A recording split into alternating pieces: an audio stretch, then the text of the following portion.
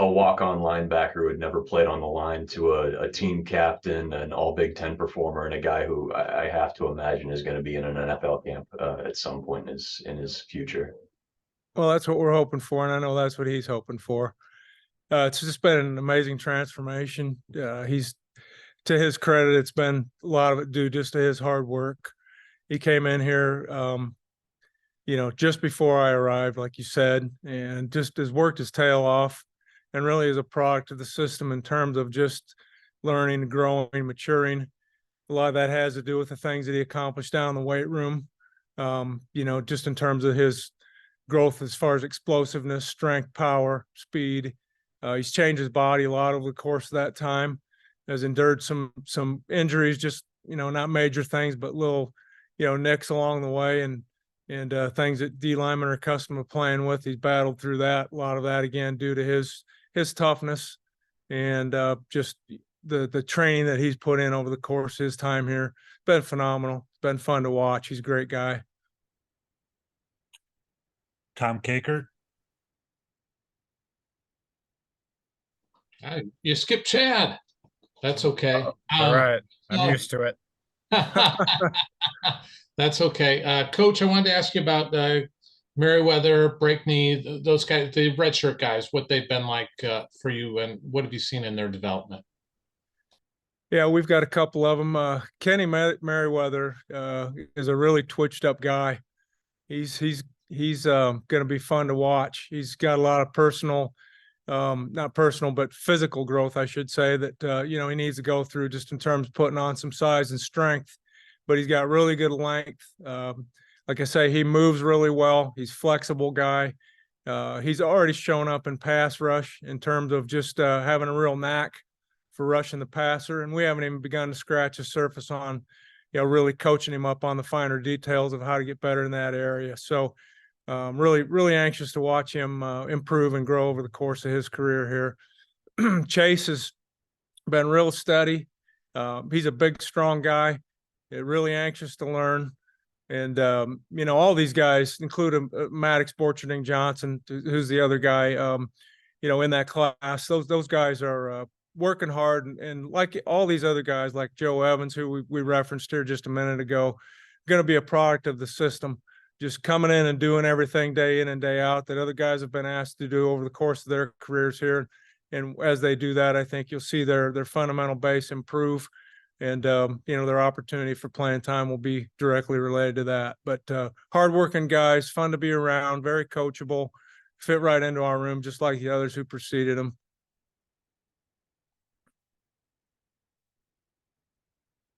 Okay, go ahead, Chad. Hi, Jay. Good morning. Good morning, Chad. Yeah. Unique quarterback preparation. Illinois got a red hot backup, but today they announced that Luke Altmaier will start. I don't know if you believe that, but how do you go about preparing for this type of situation? Because I imagine you might see both on Saturday. I would expect to see both unless Altmaier is the starter and does come out and is just red hot, which obviously we hope he's not. But, it doesn't appear as though they changed a lot from as far as their system between the two quarterbacks. But Altmaier is probably a little bit more mobile and is very, very dangerous with his feet. He gets out of the pocket and runs on people, although they scored moving out of the pocket in the last play of the game in overtime last week to beat Indiana on the last play of the game by breaking, containing, getting outside the pocket. Wasn't necessarily that the end was in such bad position as much as he just didn't have the athletic, skill set to keep the guy in the pocket, because those guys can really run and move, and they're just both really good, honestly, at extending plays with their feet. Very, maneuverable guys in the pocket, and have a real good idea where their receivers are at, and do a good job of getting the ball to them. So, again, I don't know that we'll change much X's and O's wise, depending on whichever one is in there. You just have to know what they like to do, one more so than the other. And that's kind of how we got to go about it. All right, next question is from John Steppe. Hey, Jay, good to see you. Good to see you. Good morning. Good morning. So with Noah Shannon obviously not being able to contribute on the field, how have you seen him kind of contribute off the field this year in the defensive line room? Well, he's with just a couple of exceptions, with some of the things that have been going on with him. He's been in the meeting room every day. He's been out on the practice field. He's basically like a coach, if you will, from the standpoint that he's been in the system so long and knows all the the intricacies of the nose and the tackle positions, that he's able to pull guys aside after a play and say, look, you should have done this or that, or you should have seen this or that. He's been plugged in. He's been great. He's not a real super vocal guy if you get to know him. So it's not like, you had this big voice that all of a sudden wasn't there. He's pretty subtle in his approach, but there's just a tremendous amount of respect for him in this building, as well as in the D-line room, of course. But he's done a great job of staying plugged in, and despite some of the difficulties that he's encountered, he's really been good for the guys and stuck right with it. So we appreciate, love, and having him in here every day. Next question is from Scott Docterman. Good morning, Jay. I hope you're doing well. Thank you. You as well. Yeah, I wanted to ask you about kind of in-state recruiting in the current true freshman class. Last year was a tough year, I guess, for you guys. You lost some head-to-heads, but then this year you doubled up. Signing day still, a month away, but you've gotten, I think, 7 out of the top 8 recruits in the state. Was there a different kind of, did you guys double your efforts or do anything differently in recruiting, or was it just a matter of kind of the recruit's preference as to how you ended up with just an overall huge swath of players from the in-state this year? Well, no, I don't think our approach has changed at all. What drives them to decide to come here, whether it's personal preference for, the school or a certain coach or a style of play. I don't know exactly. Each guy's decision is probably based on something just a little bit different. But we've just kind of stuck to our method and done what we have done.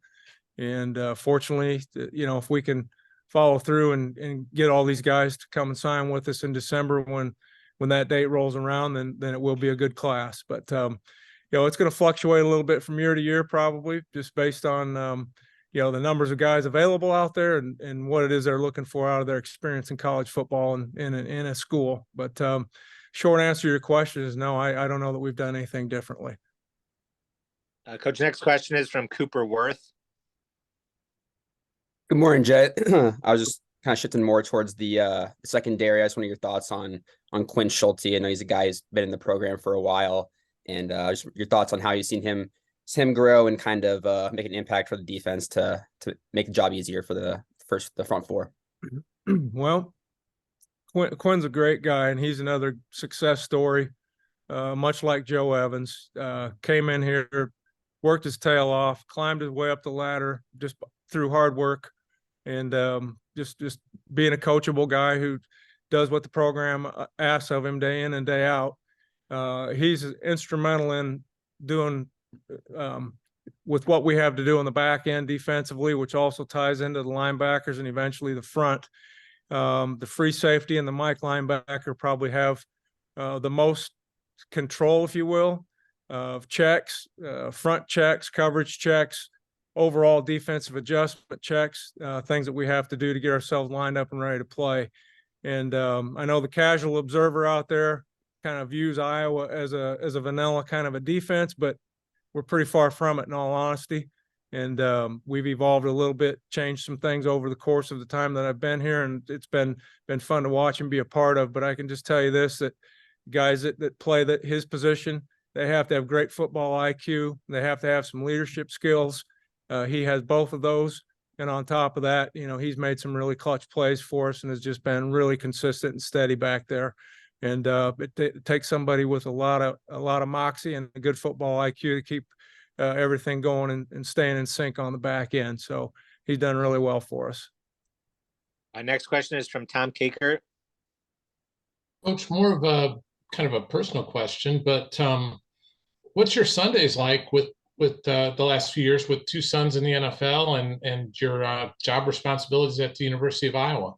It's a tough balancing act. I'm not sure there's as much balance there as what I would like on the personal side, because we're so tied up with what we've got to do on Sundays. Sundays are a transitional day because in the morning, we usually come in and get the film graded from the previous night and spend up until about noon doing that. And then in the afternoon, we start to transition. We watch the film with the players and then transition on to the next opponent. Busy looking at film to try to get ready for our Sunday night meetings, because we practice in the mornings every day, as you know. But Monday morning rolls around on you pretty quick. But we do have a little bit of flex time in the afternoon on Sunday. And if I can, if one of the boys' games is on major network television, then I'll try to sneak some peeks at it. It's best for me if they're playing Sunday night or Monday night, because then I might have a chance to watch a little bit more of it. And I do have a subscription to the NFL Game Pass, so if I miss it altogether, I can just watch it whenever I want to once the week is over with. My wife and I were able to get down to Kansas City to watch the Chargers play the Chiefs the day after the beginning of our bye week, is what it was. So thankful for that. And sometimes towards the end of the year, once we get into postseason, just depending on what we've got going on in conjunction with when they're playing, hopefully I have the opportunity to get away and see another couple games. So we make it work however we can. All right, Coach, we'll go 4 more questions. First one's from Tyler Tashman. Okay. Hey, Jay, hope you're doing well. Was just curious about Ethan Herit as a guy that, has been a contributor this season. How all have you just kind of seen him develop over his time at Iowa? Ethan's been fun to coach and great. Another example of a guy who has just continued to climb through hard work and really just seeing his fundamental base grow. We consider him a starter. He plays just about equal reps with Joe Evans and Deontay Craig. And, he's playing some really good football for us right now. Really physical guy, very steady, very few mental errors. Just a real positive force for us in there. And like I said, playing excellent football. And his best days are still out in front of him. He's just continuing to climb. So we're really happy with the progress he's made and how he's playing. Chad Lystico. Hey, Jay, one more for me. You haven't had a ton of turnovers this year. It's kind of different from some previous teams. So how would you describe kind of the identity of this defense maybe versus some of those more ball hawking defenses? Or do you feel like the turnovers are bound to come at some point? We'll run out of time, so I hope they come pretty soon. Turnovers it's kind of funny. And it's kind of cliche, but they seem to come in bunches. And why that is, I'm not absolutely sure. I do think that some of our interception numbers, over the course of time are due to the fact that we're top heavy in zone coverage. So we get a lot of eyes back on the quarterback, even though those numbers may not be quite as good this year as they've been in previous years. It's not because we've changed anything about how we practice or just how we are systematically. It just a lot of times comes through guys being super aggressive and opportunistic, and hopefully with several games yet to play, we'll really see that number, jump up, and we'll be able to get some bunches, because you're right. There's no arguing the point that it's been a little bit up and down. So hopefully we can get that back in the right direction. Scott Docterman. Yeah, I wanted to ask you about Yahya Black. His numbers are not super imposing, but yet playing, a lot of 2 gap and playing where he is. You don't ask him to do that. That's where Jay Higgins gets those numbers in a lot of cases. But how dominant is there a way to kind of show how dominant he is without necessarily looking at the numbers? Because he seems to be playing as well as most defensive tackles in the league. He's playing really good football for us, and you're right, Chad. You just can't. There's no statistic to back up what he does. So Scott, sorry, he's just disruptive. If you have to put the film on to appreciate what he does.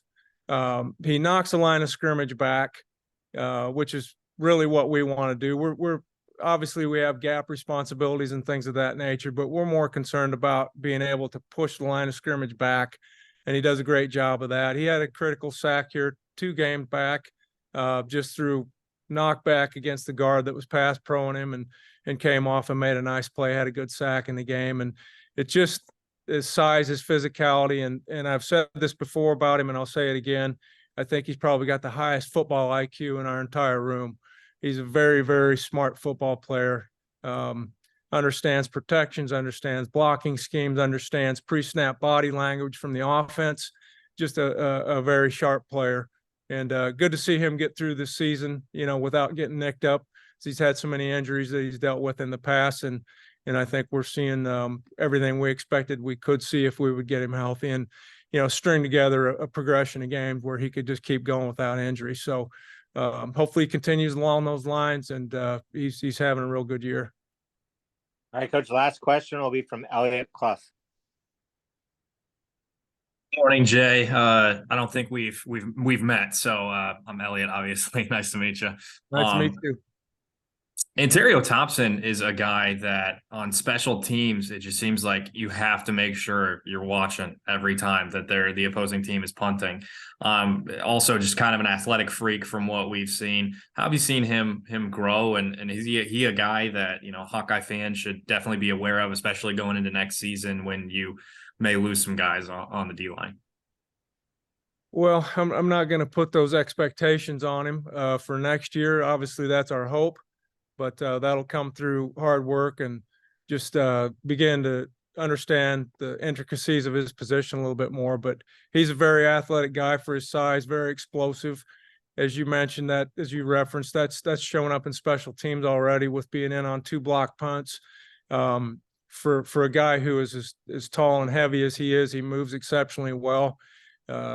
So hopefully all those physical qualities and traits will translate over into playing the D line, and it just seems like something that ought to be automatic, but it's not. You have to learn how to be able to use your power, your strength, your size, through being fundamentally, polished. And right now, like any other new player to our program, it takes time for guys to learn how to do that. But he's making good progress. He's contributing in the ways right now that he can, which is through special teams. And then we did get him out there towards the tail end of the game last week. Actually, he was involved in the last stop of the game. Did a really nice job in a line stunt with one of our ends, and had a good rush. So it's good to get him out there, get his feet wet. Hopefully, we'll be able to do more and more of that as we go. And again, he's going to be just like these other new guys, like I said, where the more he plays and the more he practices, the more he just stays locked into our system. The better off he's going to be, and the more you'll see his progress come along. All right.